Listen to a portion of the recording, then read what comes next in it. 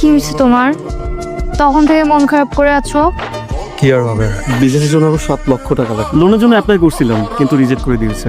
আমি এতগুলো টাকা আমি কই পাবো? ভেবেছিলাম যে ব্যবসাটা একবার দাঁড় করিয়ে ফেলতে পারলে তোমাকে দিয়ে করে। আমার মনে হয় না কিছু হবে, সব স্বপ্ন এবার সত্যি শেষ হয়ে যাচ্ছে। ঠিক আছে, মন খারাপ করো না, একটা না একটা ব্যবস্থা হয়ে যাবে, দেখো। দোকানও ভাড়া নেওয়া হয়ে গেছে। এখন যদি আমি ব্যবসা শুরু না করতে পারি, মানে আমার মাথা কাজ করতেছে না, আমি কি করে বুঝতেছি না। তুমি তোমার পরিচিত কারো থেকে হেল্প নাও। এবার পরিচিত কে আমাকে 7 লক্ষ টাকা দিবে? এটা কোনো লিটল অ্যামাউন্ট না, 7 লক্ষ টাকা দিয়ে, বুঝতেছো? তুমি একটা কাজ করতে পারো, তুমি একটা ব্যবস্থা করতে পারো।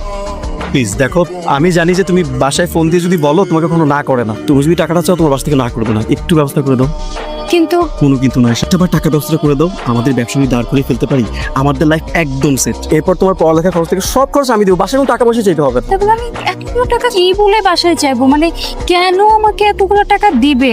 এতগুলো টাকা তো পসিবল হয়ে যাবে। বাসায় বলবে যে তোমার 1 বছরের সেমিস্টার ফি একবারই পে করা লাগবে। তুমি একবার বলি দেখো, আমি তো উল্টাপাল্টা কোনো কথা বলছি না, তোমার সেমিস্টার ফি পে করা লাগতেছে প্রত্যেক মাসে বা 3 মাস পর পর, 12 মাসে তো একবারে চাইলে তোমাকে দিবে। প্লিজ একটু দেখো আমার জন্য।